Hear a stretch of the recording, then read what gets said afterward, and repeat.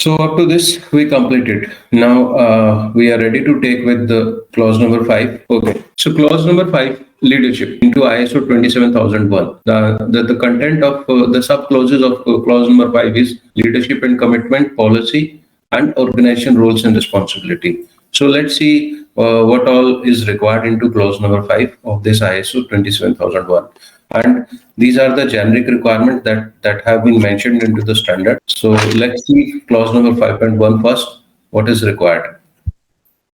So when we say leadership and commitment means the top management. Top management, when I say top management means the C-level candidates of the organization, like CISO, CEO, CTO, CIO, these senior people. So the standard ISO 27001 that asks some commitment from the leadership, means the top management. What the standard asks is that the top management, it says that the top management shall demonstrate leadership and commitment. So when we say leadership and commitment, demonstrate leadership and commitment. So basically, if the top management is committed for an activity, then only the low level or the lower level candidates will take this seriously.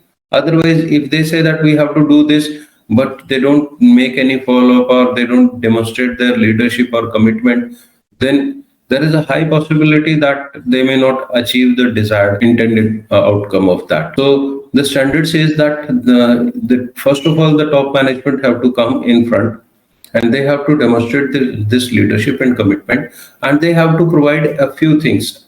First, that they have to ensure that the information security policy and information security objectives are established. So this is the first thing that the standard asks from the top management, that they have to, first of all, they have to define information security policy, and second thing what they have to do is they have to define the information security objective. So this is the first thing, and this is the second thing, this one, information security objectives. So this is the first second requirement, and the first requirement is information security policy. These are the two first requirements that are being asked by this standard from the top management, that they have to make an information security policy and the objectives should be clearly defined by the top management. And these two things, they should be compatible with the management direction. The word compatible is written because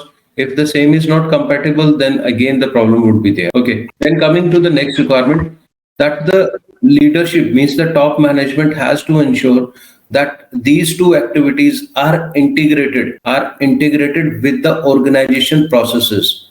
So it means that the activities should be in line to the organization processes. It should not be that you are talking about north and the organization is working into the west. South. So the same alignment should be there. Then only you can achieve the desired outcome. Then the third requirement is that the top management has to give the required resources, the resources which are required to do that activity. When we say resources doesn't mean human resource. Human resource is one of the requirement.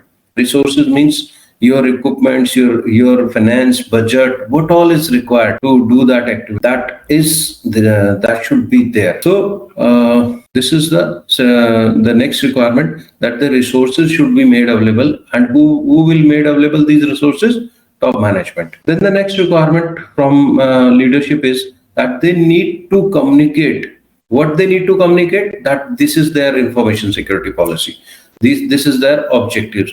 These two things need to be communicated to all the rest of the staff. If they make a information security policy, they make this information security objectives, but they don't communicate this with the rest of the staff, then again, since nobody is aware of all those things, then there is a high possibility that the activities will not be done as per the requirement of this. Then the next thing is that once everything is there, then next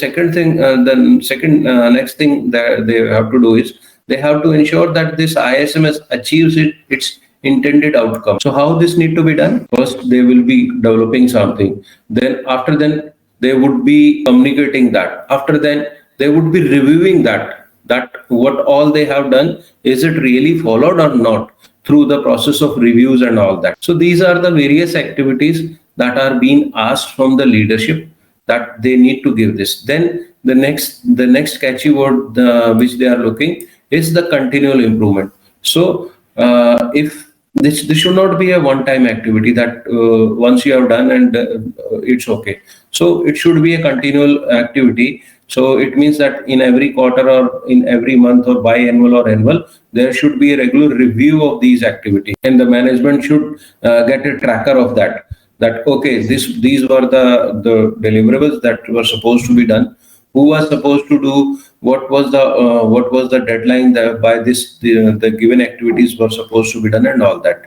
So this is overall, this is a leadership commitment and what is required from the leadership point of view. Now, since the first requirement from a leadership is that the ISO 27001 ask is that they need to make a information security policy. Now, since this is one of the major requirement, and and they need to make this in writing. They need to establish an information security policy, which should be a documented one. Okay, and that policy should be appropriate to the organization. It means what all culture or what all business you are doing, it should be appropriate to that. If you are a production house, then the activities related to your area should be there. If you are into development, then it means that it should be specific to your area. So we are, I think, clear with the policy and what our objectives should be there into the policy. And this is one of the prime requirement, that you need to have a policy document. And after the scope statement, once you are done with the scope statement of 4.3, the policy 5.2 is one of the next requirement that the auditor normally asks, that show me your information security policy and all that. Now there are various things. So many people will ask you that what all need to be covered into an information security policy? What should be the ideal content of a information security policy, or how to draft an information security policy? This is one of the major requirements that we ask. Okay. Then also, so I missed to share a few other things. Let me complete the policy first. Then, yeah. So from an audit point of view, these are the next requirement, that once we are done with the policy draft, and management has approved that policy. So what all you need to do? You need, first of all, this need to be documented information. So the standard itself is giving that this need to be documented, means you need to make an information security policy. This is very much clear. Once you have made a document, that is your information security policy, which is being approved by management, is top management. Then the next thing that you have to do is you have to communicate that policy. You have to share that policy within your organization to all, that this is our information security policy. Now, if you are an old organization who is going for the first time for ISO 27001, then definitely this should, because this is the new document which you have created, so you would be communicating this to all of your employees, that this is our information security policy, and from now onwards everyone has to follow this policy. Okay, so there are various methods through which you can communicate. You can send mailers, or you can upload this document on your portals, or you can you can publish this into shape of posters or banners or anything, however you feel comfortable. Second thing, the main important thing is that it should be communicated. So many a time when auditors come, they will ask you, do you have a documented policy? So because that policy is there with you, so immediately you say, yes, this is our policy, this has been approved by management, version number this and dated this. But the next question that the auditor asks, that give me the evidence that the same has been communicated within the organization. So you will say, yes, we communicated with everyone. Then they will be asking for some evidences, that how, show me the evidence through which you can give the proof that the same has been communicated. So some kind of mailers, or any method through which you have communicated, you can share those evidences that this was the method that was utilized to communicate this information security policies. Then the next requirement is it should be made available to interested parties. I hope we are now very much clear with interested party. Who is an interested party? So again, we did this in clause number 4, that we have to list down the interested party. Now, why I am saying that it should be available to interested party? It should not be communicated. It should be only available. So that I hope everyone understands the difference between available and communicated. So available means on demand. Whenever it is required, it can be shared. So this is the prime requirement of information security policy. But again, what should be the content of information security policy? That is still missing. So if any one of you got a chance to go through the information security policy, you have to go through that, and you have, or else if you want to make an information security policy right from the scratch, you have to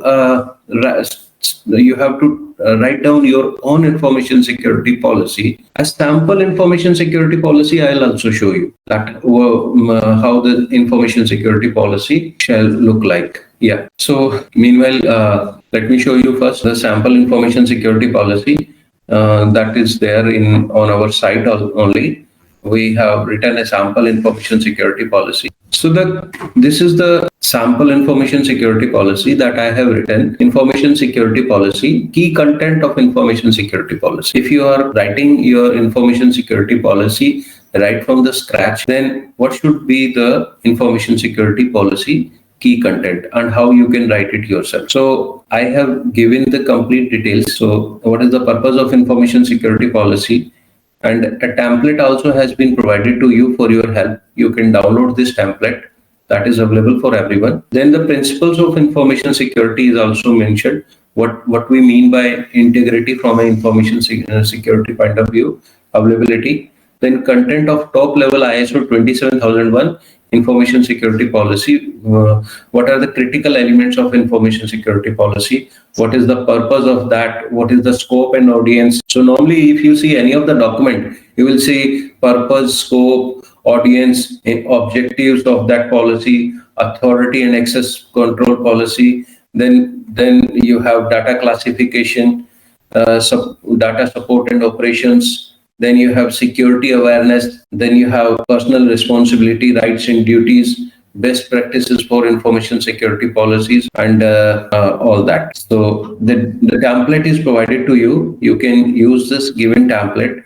Let me open this template. This is the complete detail that should be there into your information security policy. Let's see the template. So the template looks like in this format: the information security policy, where like introduction, organization, computer system, and underpin all that. What is the purpose? What is the scope? Organization of information security. Then policy statement like this. So this is a sample template only. Please feel free to use this template according to your requirement and all that. So when we are making sample templates, this is very challenging because we don't know that we are aiming for what type of organization, what size of organization and all that. So at that time, we can only write the generic one. But when we do customization,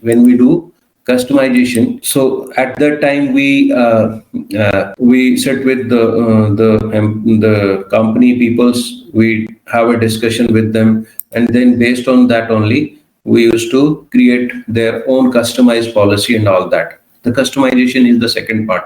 But here in this training, the only purpose is to give you an idea that how the information security policy should look like. And if you want to write down a policy from the scratch, then this will really help you. So it is not necessary that you will communicate all your policies to all the interested parties. An interested party could be like your competitors. Interested parties could be like government or some tax agencies and all that. So there is no need that you communicate all your information security policies with them. But if someone asks you that what is your information security policy, then definitely you can share with them. This is the only difference between communicated and available. Okay, so with this, I expect that you would be in a position to do exercise number 6.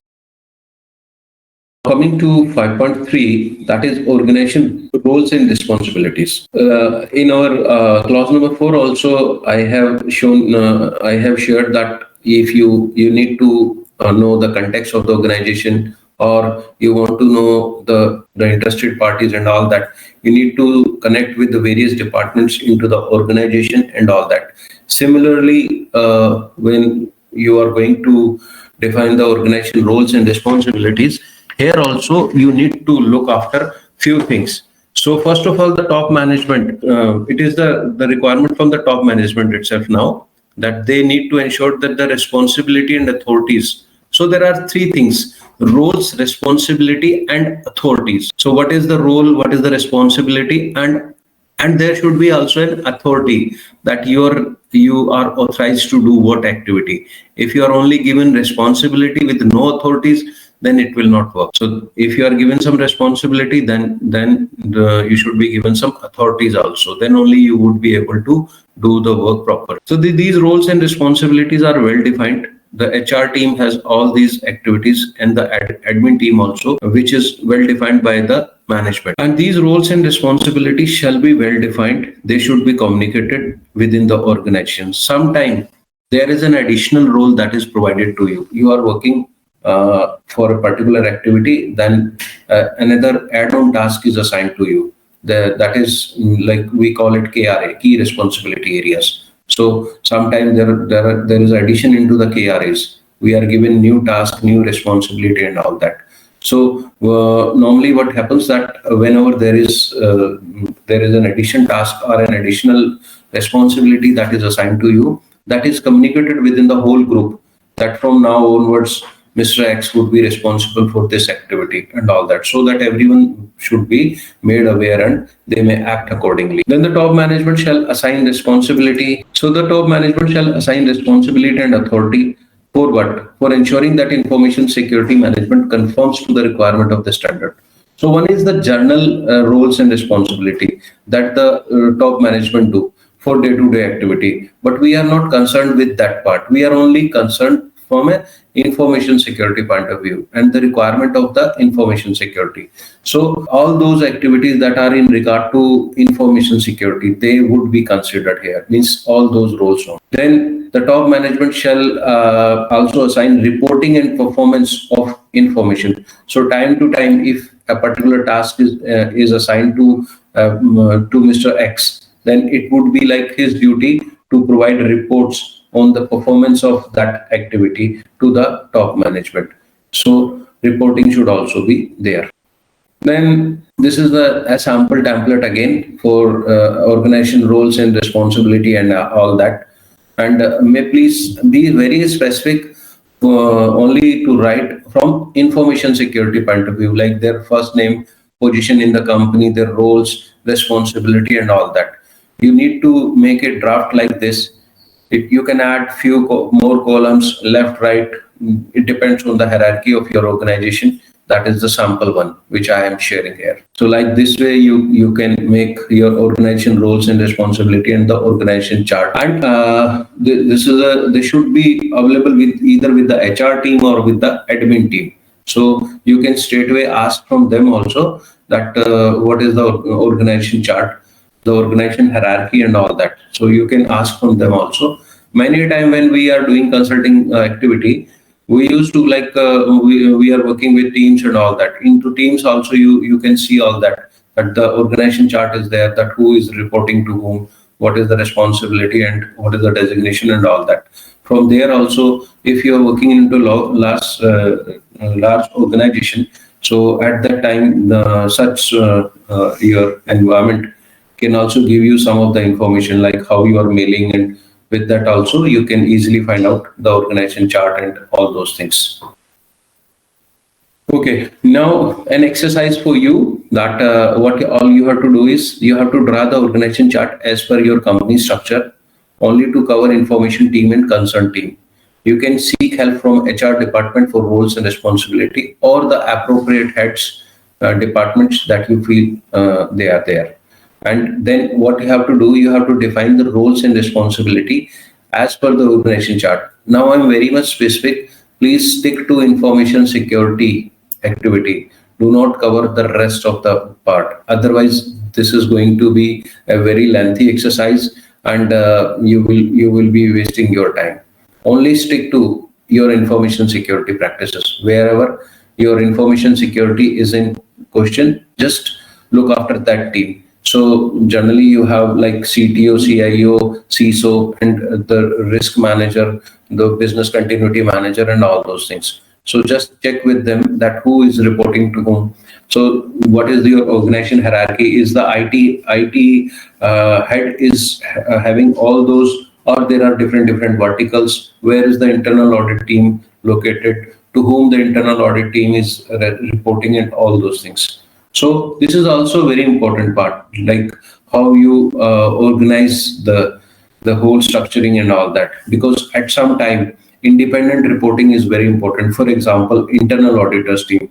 So if an internal auditor team comes under your IT department, then there would be a high possibility that the internal auditor team may not work properly, or they may not give the correct report, and that report to be a biased one, because they would be auditing the IT team only, and that would be a conflict of interest and all those things.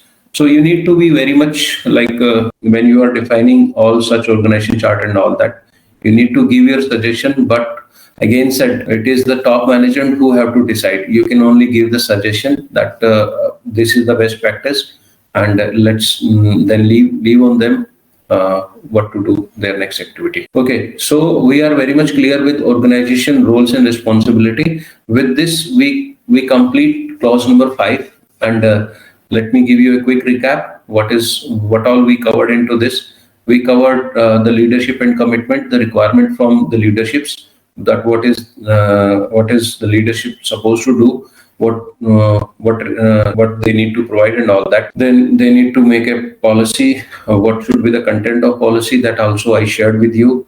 Then the roles and responsibility and authorities also. Don't forget to write authorities also. This is very important. Many a time the auditor straightway asks that what are the roles and what are the authorities, because if you are not authorized to do something, then forget information security. Then the exercise for clause number 5 and all that. Now coming to clause number 6, which is the planning clause. And again here we have 6.1, 6.12 and 6.2.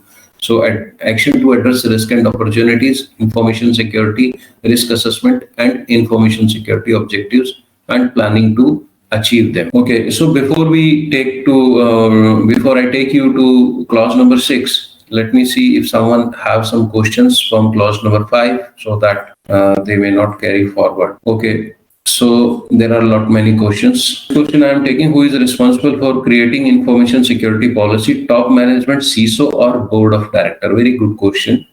This is being asked by Paul. Okay. So who is responsible for this, creating this? Normally, CISO is one person who is given responsibility of that. But again, that will depend on the roles and responsibility. Normally, into the organization, we have the information security steering committee.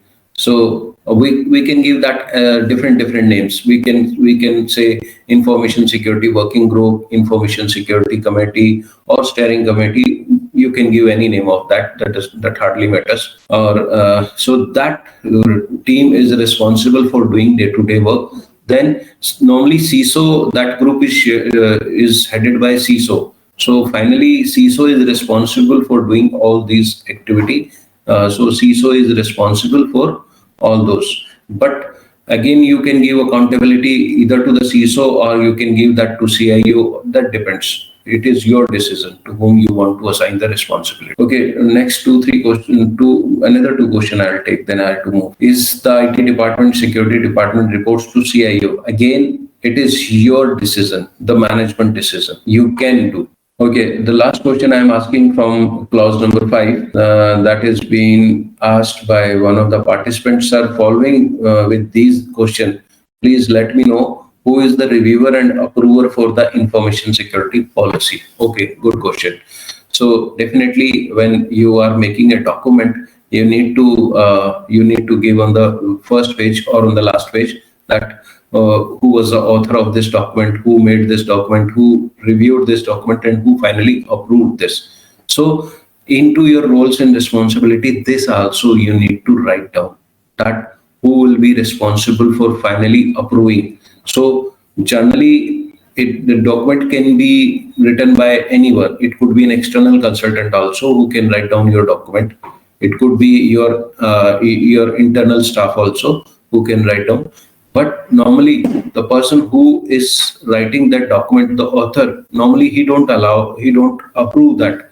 That is being approved by the top management. So first of all, you have to make a list into the top management that the top management means who. It would be headed by directors or the candidates appointed by directors or the founding members or whom. So that need to be clearly defined. Then the team of that information security steering committee, it should be well mentioned there that who would be the members of that committee and all that. That will decide all those things. Now, starting with clause number 6, that is the planning. So these are the sub clauses that we would be looking into the planning clause. Let's take 6.1, that is action to address risks and opportunities. So when I talk about action to address risk and opportunities, basically what we supposed to do. Again, I have to take you to 4.1 and 4.2, and that is the only reason why I always stress that you need to work very hard on clause number 4. If your clause number 4 is strong, then your rest of the clauses will definitely help you, because into this 6.1, that is action to address risk and opportunity, again the issues which you have already identified in 4.1 and 4.2, these issues would be your problem area or your pain areas. In fact, these pain area would be determined as a risk, and sometimes the risk are also known as opportunity. So opportunity means if there is a risk and if you find an opportunity out of that, then that is known as a positive risk. So it means that is giving you an opportunity to get something new, and risk is the potential of harm. So when you are doing risk assessment, then what are the activity that you need to do? That is there in clause 6.1. There you have to make a flow in such a way that the ISMS can prevent, reduce, or it can the effects can be reduced to a lower side for the risk that you have already mentioned, or the pain areas or the issues that you have already identified.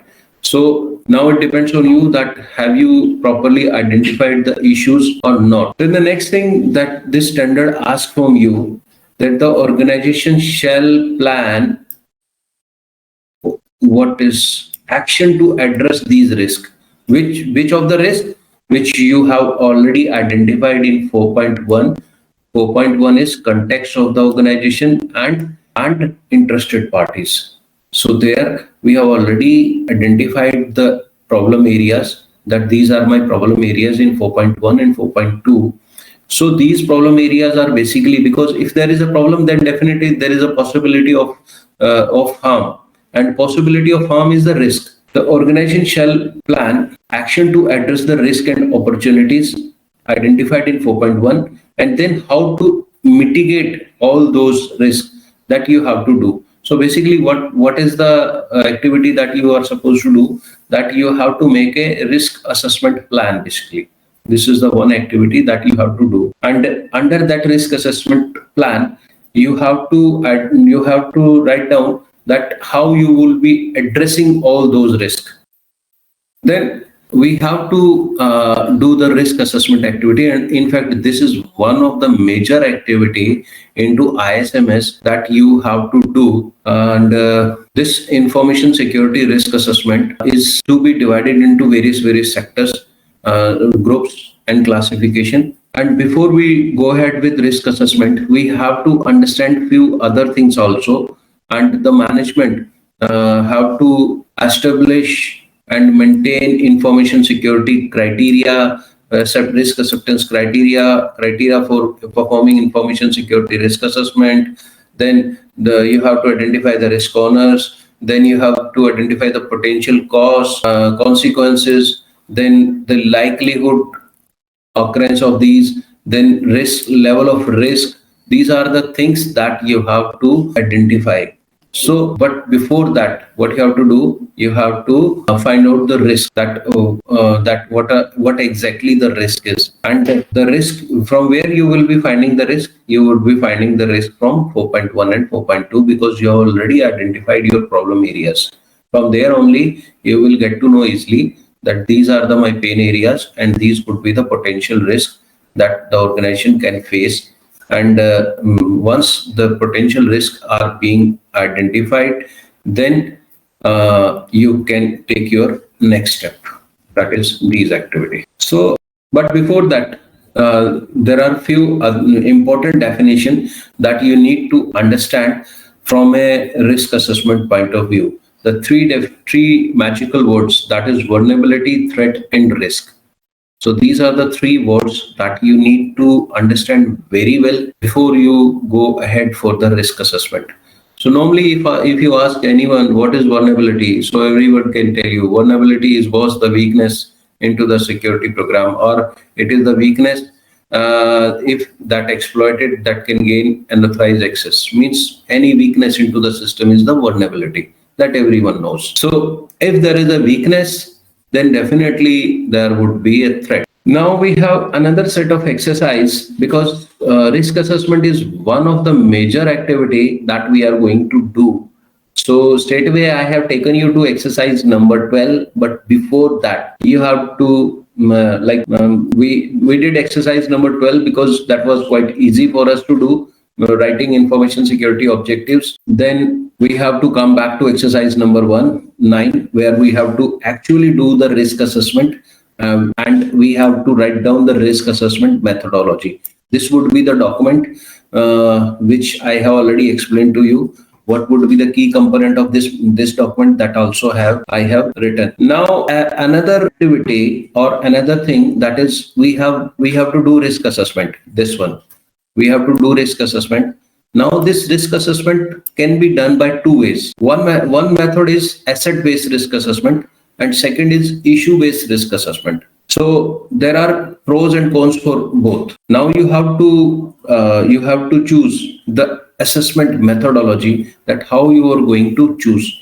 But remember, when you are going to choose the risk assessment methodology, may please review this slide always, that before doing a risk assessment, you need to understand the organization framework first, what the organization is all about, and what is the means. You need to go to the organization culture, how the organization is doing, the type of activities they are doing, and all that will help you. Then second thing, how many locations are covered, that is also one of the important roles. If there is multi locations, and if there are multi processes, so you can do various categorization when you are doing risk assessment. Like you can do process based risk assessment, like risk related to IT department, risk related to HR department, risk related to finance department.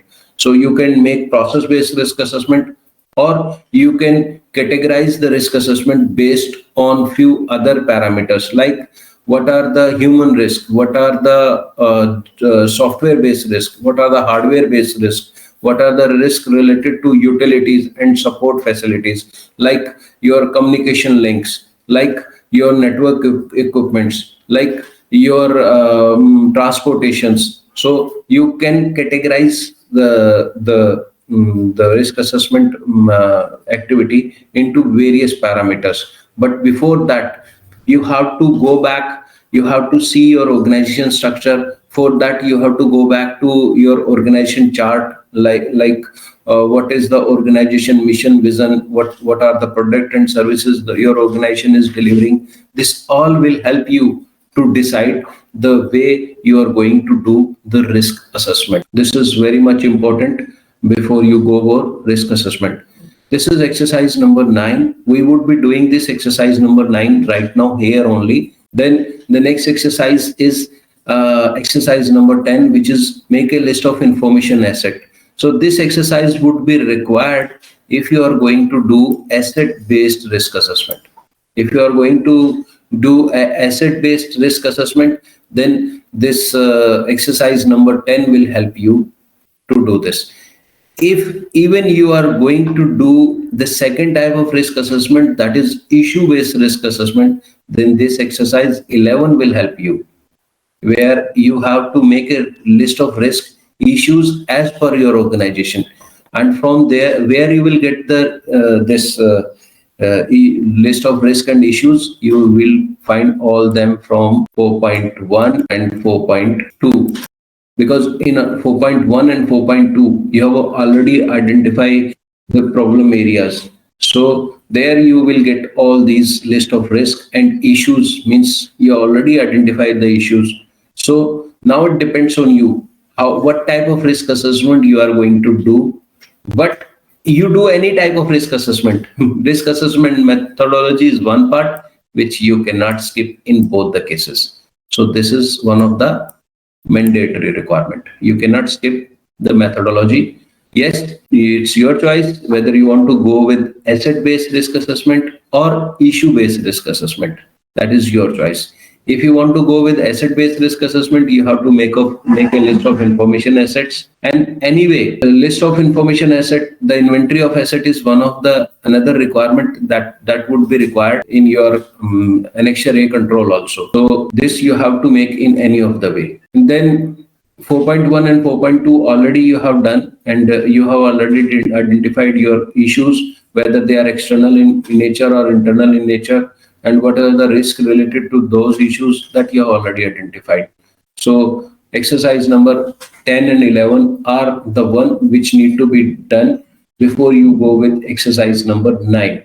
And exercise number 12 we have already done. So from where to start? Let's take a practical risk assessment approach, and my approach that many a time I follow. I do asset-based and issue-based. I make a fusion of both. Like I do asset-based, then I write issues also. What are the issues that are applicable to those assets? And I make a mix of both, means a hybrid approach using a risk assessment, which is like, as I have stated, there is a pros and cons for both. Sometime when you are making asset-based risk assessment, let me give an example of asset. So in your asset-based risk assessment, you have to like give the values of asset, and how you identify the value of asset, you have to give the scoring of confidentiality, integrity, and availability. So this I'll show you with a practical example. Just allow me 1 minute to open my web screen. So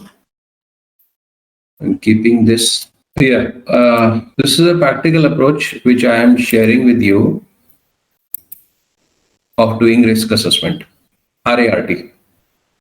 So risk assessment is the process of identifying vulnerabilities and threats to the information resources used by an organization in achieving business objectives. So this is the definition of all that. Now I'm sharing this one picture with you. There are two pics that are being displayed. One is a king fort or a castle, and second is my dream house. So let's do risk assessment for these two pictures. Based on the pictures that has been displayed here, we are going to do risk assessment. If we see the possible risk in the king fort or the castle, you see that the fort is built on a height, and the fort is built on a height, and there is a watchtower also. There is a watchtower also, so that someone is regularly tracking that who is coming, who is going, and all that.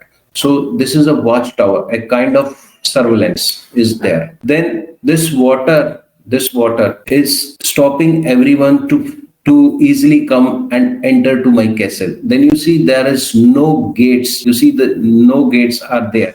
So it means there is a secret gate that gives you entry. So it means entry is not that easy, and there may be there may be some water creatures into this water. So if you try to get from water side also, then it won't be that easy. Then the walls are slippery, and it is not that easy to get into wall, and there are holes here, so that the person who is behind these walls, they can easily track you, and they can hide you, they can position themselves behind the walls, and you can, like, it is easy to attack by them rather than you. So there are many like controls that have been fixed here. Whereas coming to my dream house, you see the entry is free. Anybody can get an entry inside very easily. The dream house looks very good. Anybody is free. The passage is very much clear. Please come in. The windows are having like they are windshields, so you can easily break them. No sign of CCTV surveillance here, so that they can keep a track who is going, who is coming in, coming out. Okay, so my house looks good, but it is highly vulnerable. So there is a high possibility that someone can easily get a breach into my house. Okay, now the type of information I am storing, and yesterday also in our previous session, I have shared that this is all the information that we have to preserve. So there are so many type of information that we are storing based on our activity and all that. Information could be a case study, it could be some official data, it could be some professional trades, consumer data, it could be some factual public opinion, patent, or any historical data, anything. So we are storing lot of information on day-to-day basis in our business houses. And now this information is very important. If this information is leaked, or if that information goes to wrong hands, then there is a high possibility of business loss. So my overall objective is to safeguard this information which the various type of information I'm storing. My overall goal is to safeguard this information. Now, my current job here is to do the risk assessment. What are the risks that are applicable to this information? So for that, I have to do because information is an asset for me. Okay, so this is an asset for me. So in order to identify the information asset value, I have to do some mathematical activity. What I am going to do? Let me give you. Okay, so I have to give C is confidentiality, I is integrity, and A is availability. I have to give some values or some scoring to confidentiality, integrity, and availability. The scoring can be in a range of 1 to 3, 1 to 5, 1 to 4, anything.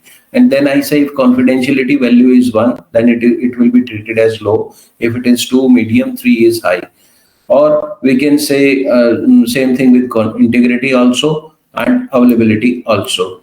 So once I have given the values, so I have written it could be in a range of 1 to 3, it could be range of 1 to 4, 1 to 5. So you have to give some mathematical values, or you can write low, medium, or high. You can give this like this also, but this will not help you to calculate the values. This would be tough as compared to giving some values. If you give some values in a numeric value, then you can put some formulas. What is the formula? The formula is your overall aim is to identify the asset value. That what is the asset value? So there are 2-3 formulas that you can use, but stick to one only. Don't use all at one time.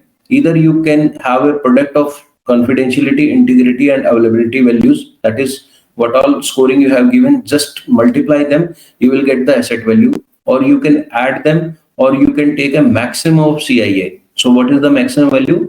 Let's say in my present case, I have chosen confidentiality as 2 and integrity as 2 and availability as 3. Okay, so if I find out the asset value, that is 2 into 2 into 3, which comes to 12. So this is the method which I have used by to calculate the asset value of a given asset. That is, I have multiplied these values, or you can add them like 2 to 4 and 3 would be 7. So the highest can go 3 and lowest would be 1. So here the highest is 3. Here also highest is 3, and here also the highest is 3 for confidentiality, integrity, and availability. All the highest value would be 3. Let's say we are using the multiplication method. If we are using the multiplication method, 3 multiplied by 3 multiplied by 3 that gives me 27. So I have the highest, now I have received the highest value, which is 27. So this is the highest risk I can have, means, or the highest asset value I can have. Now I will define a next level, that is my thresholds. I say any risk between 1 to 4, any asset that between 1 to 4 will be taken as a low risk asset. Any asset value between 5 to 8 would be taken as moderate risk asset, and any asset having value 9 to 27 will come as high assets, high risk asset. So this way, I'm going to get my asset value. I hope I'm able to explain how to calculate this asset value by multiplying confidentiality, integrity, and availability. That is information asset values. So this is the one of the way you can identify the asset value. Now, once the asset value is identified, so this is my asset value, AV. AV, let's say I say my AV is my CI, let's say my CIA was 2, 3, and 3. So I multiply them. This comes to be 6, 6, 3, 18. So 18 is my, this comes in a range of high risk. So this is high risk. Okay. So asset value I have received, that is asset value is 18. Now the next activity I have to do is what is the likelihood and the impact.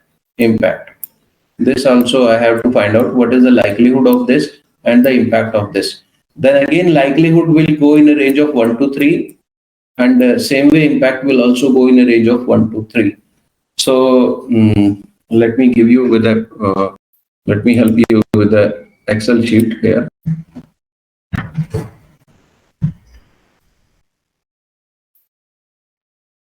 Okay, so I calculated on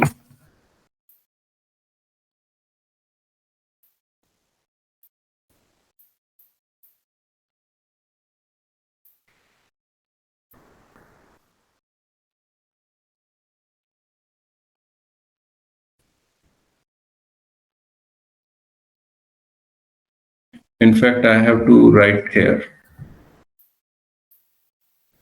like this. Then I need to write name of asset.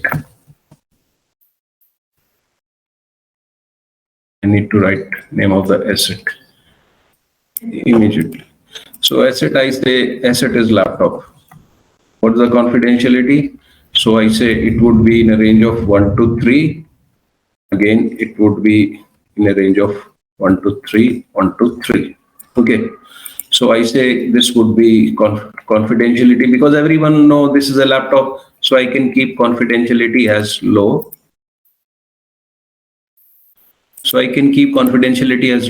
But I don't want my laptop to configuration to be changed by anyone. So the integrity, I am keeping this integrity on a higher side. Whereas availability, so now availability, how I will define that availability one. So in order to define the availability, we have to see that that I say, do you need your laptop every time? If I say yes, then we have to define the few factors, like, do you need laptop 24 hours, or you can survive in 12 hours or 6 hours? Okay, these are the various conditions I have written. If I need laptop 24 hours, then availability should be 3. If I want availability 12 hours, availability should be 2. If I need this 6 hours, it means availability is 1. Because in next 18 hours, if the laptop is not available, or it has gone damaged, or anything has happened, then I can survive for next 18 hours. It means that availability is not that high. So these are the various factors that we have to, when we are writing the availability part, we have to keep in mind, like how we are going to define the availability score. So let's say I say that my laptop should be available for next 12 hours. So I am keeping my availability to be 2. So I'm copying somewhere else this part. Maybe here. Okay. So asset value. What is the asset value now? I'm multiplying all these, this multiplied by this, and then this. So I'm able to get the asset value as 6. Okay. So same way I'm writing some, like, let's say my server, my network devices, storage device,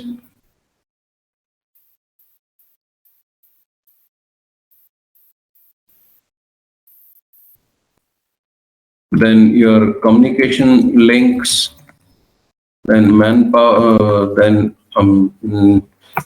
let's say only this one. This category is your hardware. The category here is hardware.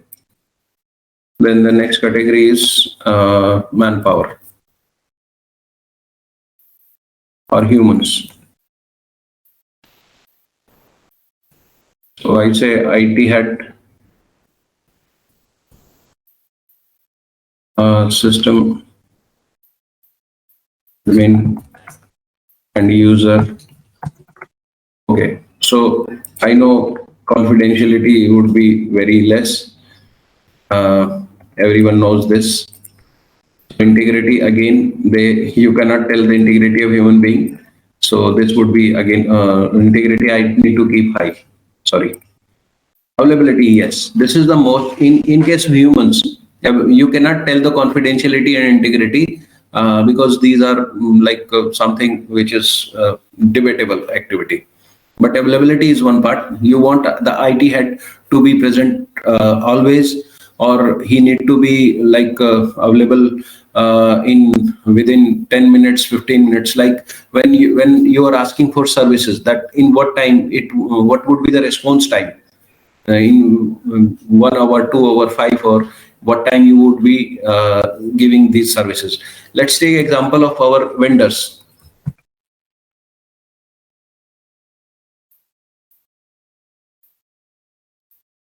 Oh, sorry.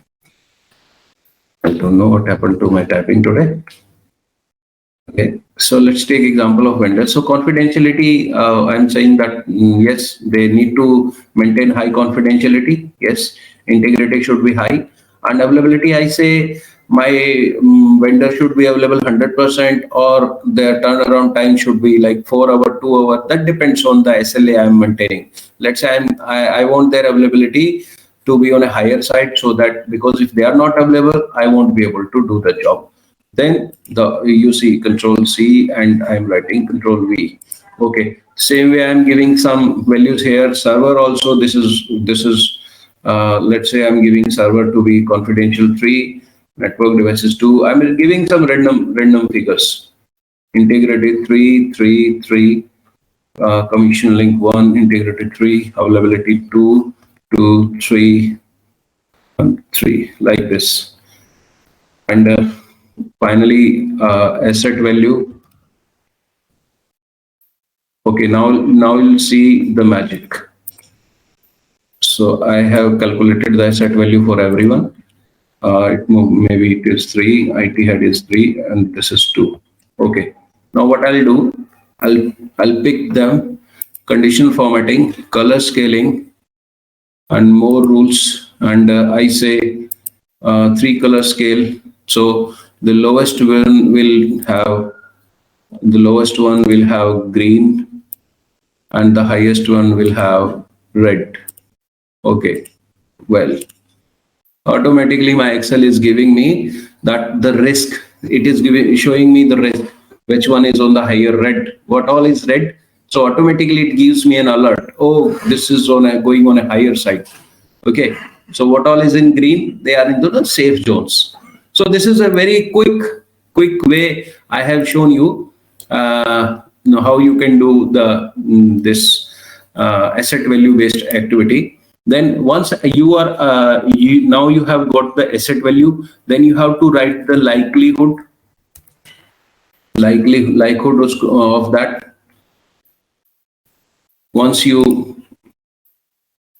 likelihood, you get the likelihood, and means likelihood is the probability of doing that. And what would be the impact? So again, I say this likelihood in a category of 1 to 3 and 1 to 3 both. Okay, so the likelihood is laptop will go down, the possibility is 1, and then the impact for that impact would be moderate, I can say. Then I calculate risk score.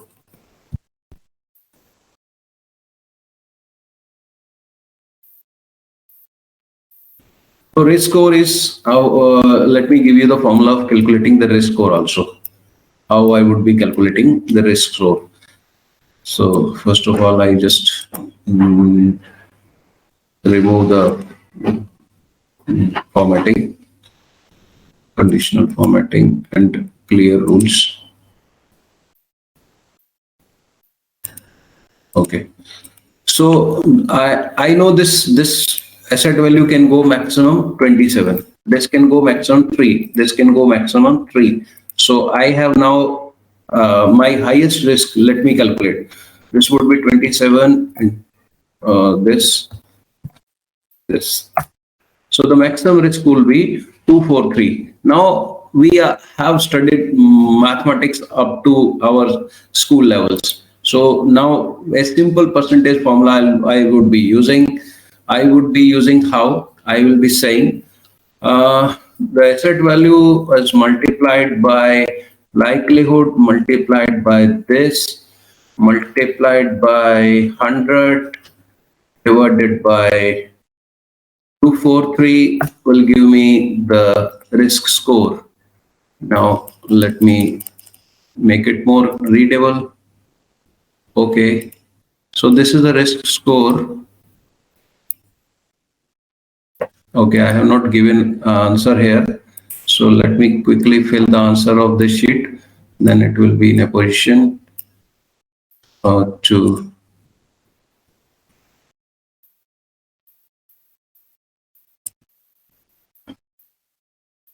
why I'm not getting this answer.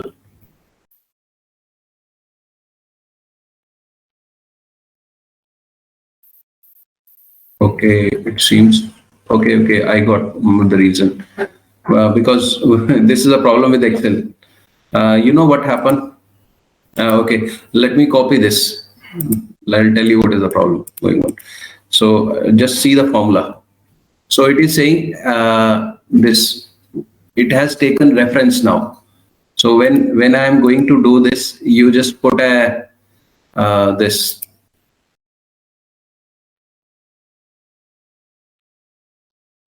Again, I'll show you the formula. Cell referencing, due to the cell referencing, this problem is occurred. So you multiply this with this, multiplied by this, multiplied by this into 100, divided by this, and press F4 once. Or put a dollar sign. What the dollar sign will do, this will fix the cell. So now if you put a dollar sign, your risk will come. Okay, so finally your risk score has come. So if your risk now you have given the risk scoring, now you have to understand what it mean by 4.9 20 20. So basically whenever we say just let's bring this into a single figure, and we have to increase the risk now to somewhere to wherever we are saying 2, we have to make 3.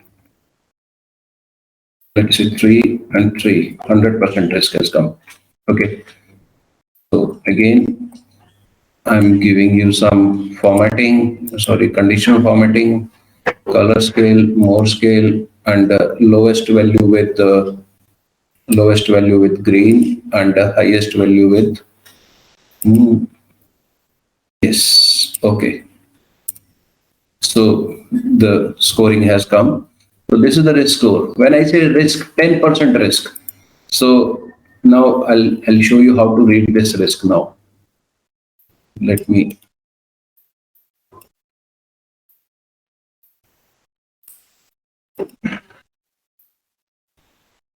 How to read this risk score now? This is a live. I have shown you the server. This is having 10% risk because we always say risk in percentage. What percentage of risk is there? So I am saying this server is at laptop is at 10% risk. A server is having 67% risk. A vendor is having 100% risk. So this way we read the risk score. Now, with the current given scenario, I am able to give you the asset list, the type of asset list, the score, how you will calculate the risk score. Now you are in a position to do the risk assessment. This is the complete risk assessment which I have shown you practically with some assets. This is what how we do asset based risk assessment, although there would be some other tables also like metrics table where we need to write down each and everything, but I have shown you very quick way. I hope I'm able to explain you guys. Yeah, please type yes or your comments now.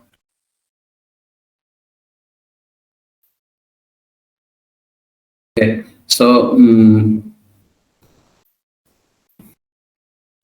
yeah, thank you. So this is very quick, because I have very quickly typed down everything, and so there are lot many other things that are missing into this. But for your just to make you understand, I have given you a live risk assessment, that is asset-based risk assessment. So this is asset-based risk assessment, and now I'll show you the second is issue-based risk assessment. Issue-based risk assessment. This is live. I guarantee you, you will not find such kind of like on the go list type of risk assessment where you can do risk assessment in minutes. Because I have done risk assessment for many of the organizations and all that. So all these like blueprint is there in my mind how to do risk assessment, and very quickly and minutely and efficiently we can perform risk assessment and all that. Now this is the asset based risk assessment. An example I have shown you. I'll give you some of my case studies also. Just allow me 1 minute. Stop sharing.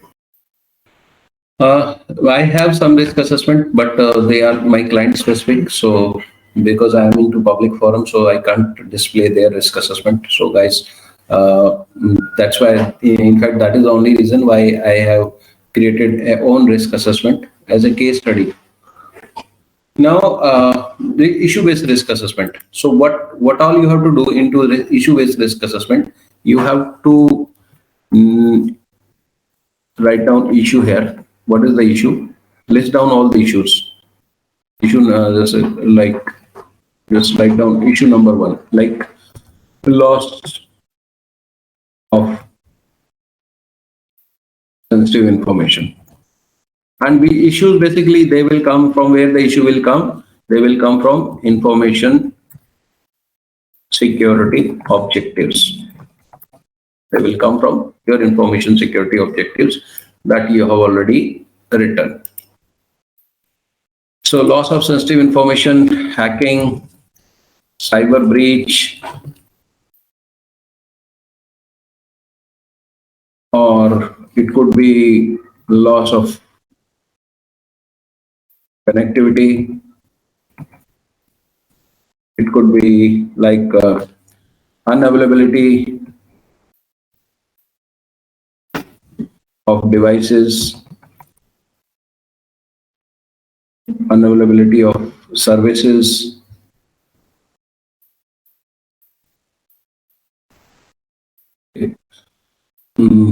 Not meeting agreed timeline, lines for project delivery. So there could be a number of issues. So you have to list down all those issues and what is the cause of that issue. Also, that you have to write the cause of issue. So in this, you have to write what is the cause of issue. It's potential cause.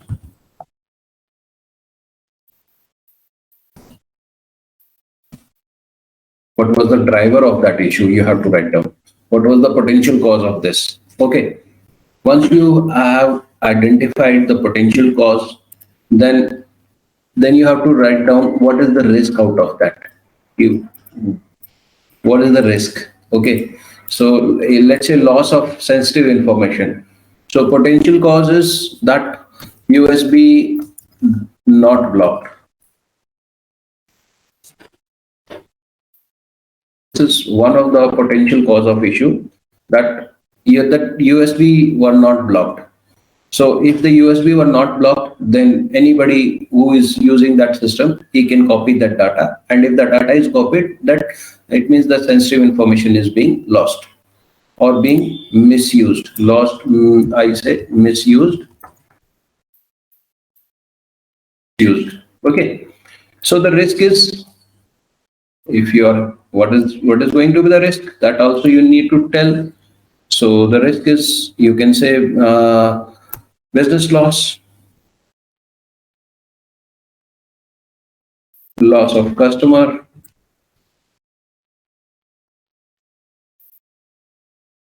and it could be anything that you have to figure out. So this is the risk. Then again, you have to tell the likelihood. What is the likelihood? Then again, you have to tell what is the impact part. That would remain same now. Impact. And then overall risk. Okay. Here you can give low, medium, high. You can give this like this. Or you can give in a scale of 1 to 3 also. So this way also you can do the issue-based risk assessment. Now, with doing the issue-based risk assessment and asset-based risk assessment, I hope you are now little bit clear what's the difference between asset-based and issue-based. So here you have to list down all the assets. So the possibility of missing any risk is very less, because automatically you have listed down all the assets.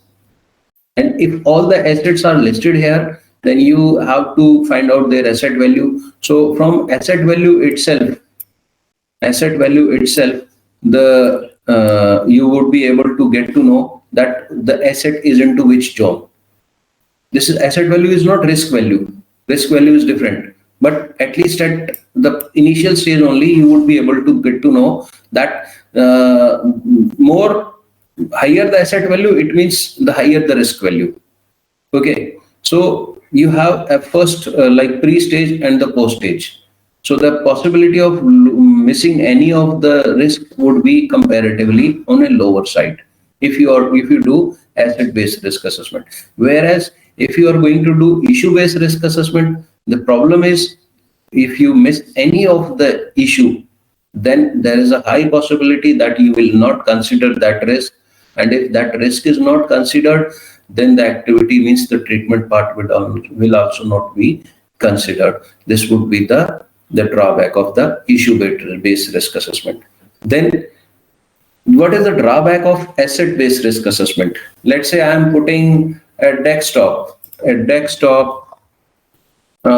which is lying on my server area, and the confidentiality is very low. The integrity is again, let's say I keep it high, but availability is very low, because if that desktop is not available at reception, it hardly matters. Maybe they say that we can manage for 2 hours, 10 hours and all that.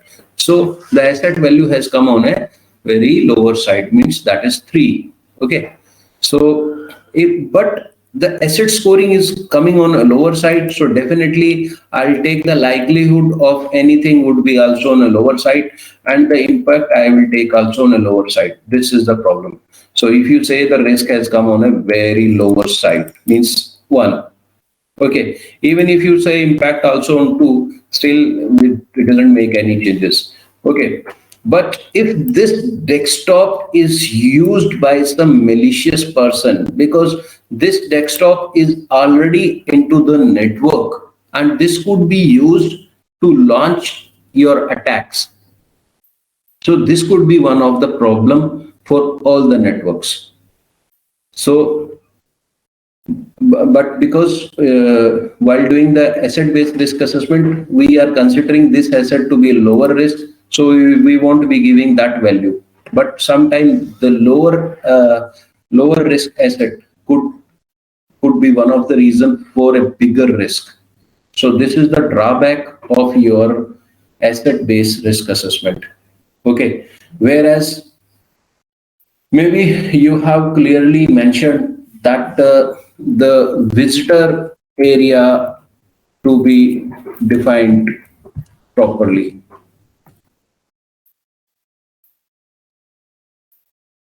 Okay, so the issue like the visitor area to be defined properly, and there should be proper surveillance and all that.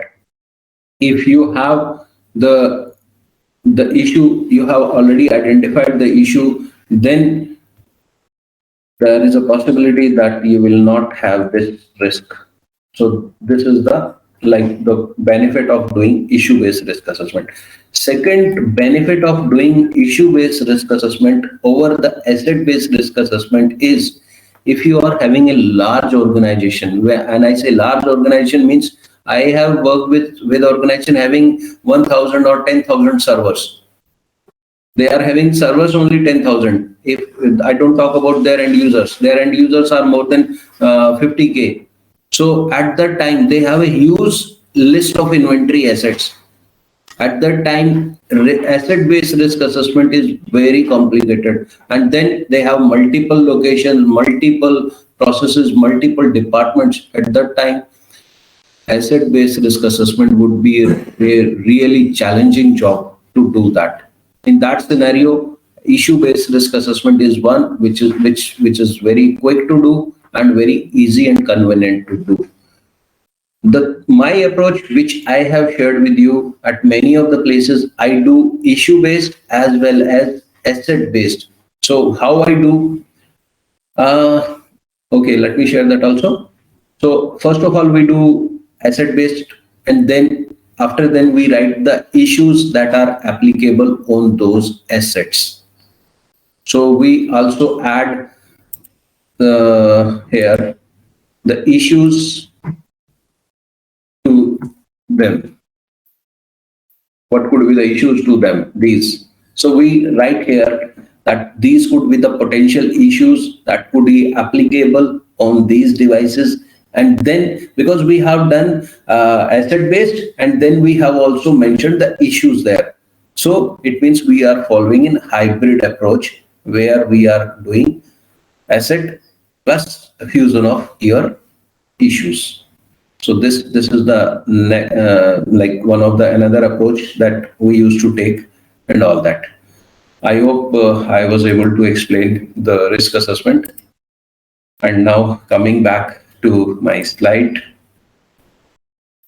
So the exercise that we are going to do today, we have to write down a risk assessment methodology. Then we have to define. We have at least we have to do for learnings. We have to do the whole exercise. We have to do an asset-based and issue-based both. So for that, we have to do exercise number 10. That is, we have to make a list of inventory assets. Then we have to make a issue register also. And then we have to do both the type of risk assessment for our learning. I have shown you practically how we can do both the activities. Okay, so some marketing now. How we can help you for all those who are looking some help into risk assessment services. I have shown you my practical exposure with all that. So we can provide risk advisory services where you are feeling some problems into your risk assessment. We are we have with this all we learn with our experiences and all that. We used to provide third party risk assessment also. Then we do gap assessment services. Then we do cybersecurity audits in consultancy services. My mail ID and company name and contact number is displayed on the screen. So anyone who is looking for such services into your organization, so you can connect. So feel free to connect with us, and we look forward to work with you. Okay, thank you everyone.